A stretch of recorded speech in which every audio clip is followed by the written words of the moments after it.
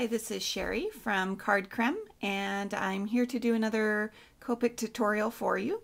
I just received Kim Hughes' new set from Cornish Heritage Farms called Forest Frenzy, and this cute little gnome just cries out for some colors. So what I usually do is I start with an idea of patterns and colors first, and as you can see here, this is kind of the backdrop that I'm going to use for today's card.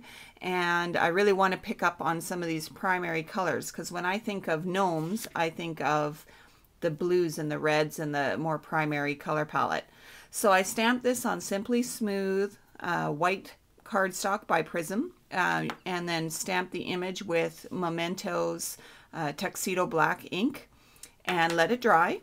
And I'll start off with his hat, and his hat I think is going to be red. So I'm starting with a combo of R24 and R27, and I'll start with my lightest shade first, being the R24, and I'll just work in circular pattern, and just basically you're just laying in color.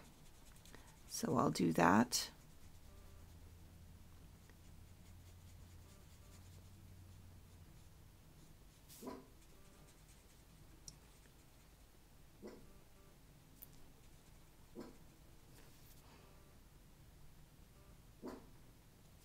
Okay, I've got my base color in. That was really quick and easy. My dog barking in the background. And I'm going to take my darker shade, the R27, and just swipe in where I think there would be some extra shading. So on this crease here, there's definitely some extra shading. I want to establish a light source, so I'm going to say that the light is coming from over here on the right-hand side, and so everything on the left side and lower will be a little bit darker. So there'll be some dark spots down here. And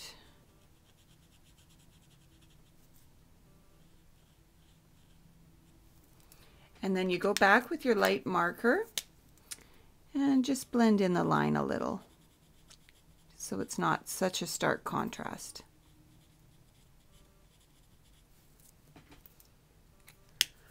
All right, now to add a little more highlighting to his hat, I'm going to come in with my colorless blender and just use it to create some more highlights. So make my lightest color even lighter. So because the sun's coming from here, we're going to add push some of the color out of this area, because this is where the sun's coming from. And you give it a little time and it will lighten up for you. And make sure that your lightest part is right near the edge, because that would be your lightest. And then I'll do a little bit of work on his skin. There's not much showing, but what is showing, I will use the skin tone, the E000, and just color in the skin. Don't forget the ears.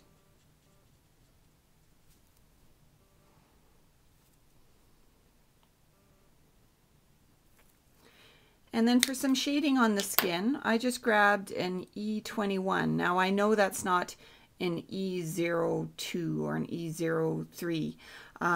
So going a little bit against, the typical shading that is most easily done, but I thought this color was close enough that we're going to create some shadow with it, so that definitely the top of his hat will create shadow on his face.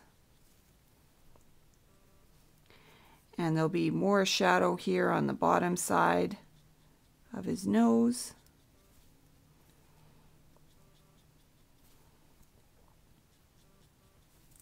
Now you can go back in with your light color and blend that in if you want, but in this case I think I'm just going to leave it as it is, and definitely give some shadow to the bottom of his ears.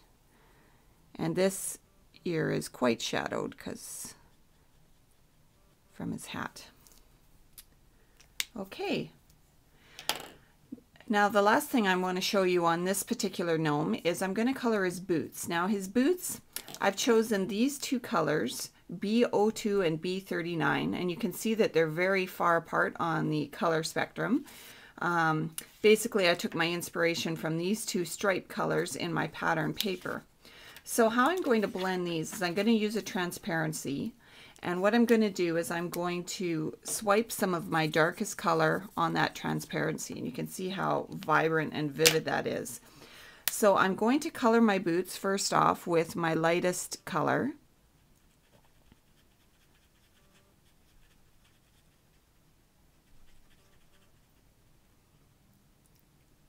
And I'll just do on one boot to kind of show you the idea.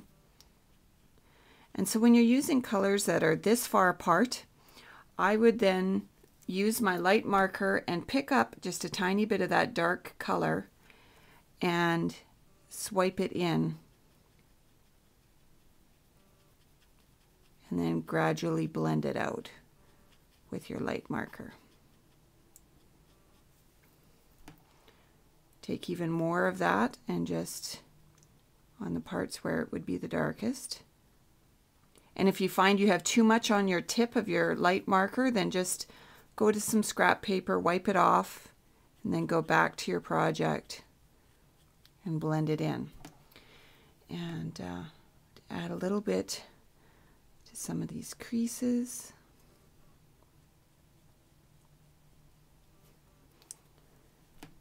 And right at the top of his boot.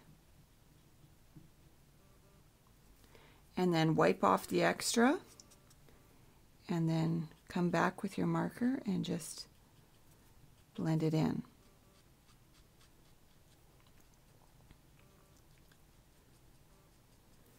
So that's a cute little tip for when you are trying to blend some of those really very different colors together and you still want that smooth gradual blend. I would even keep working at it and just keep adding more of that dark color till you get it to the shade that you want it to be.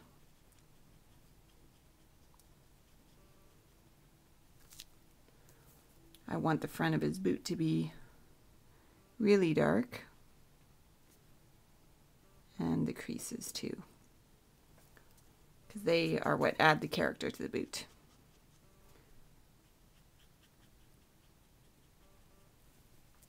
And there you go. So I will finish coloring him and then post a card for you to see on my blog at www.cardcreme.com, and I'll see you there. Thanks for watching. Bye.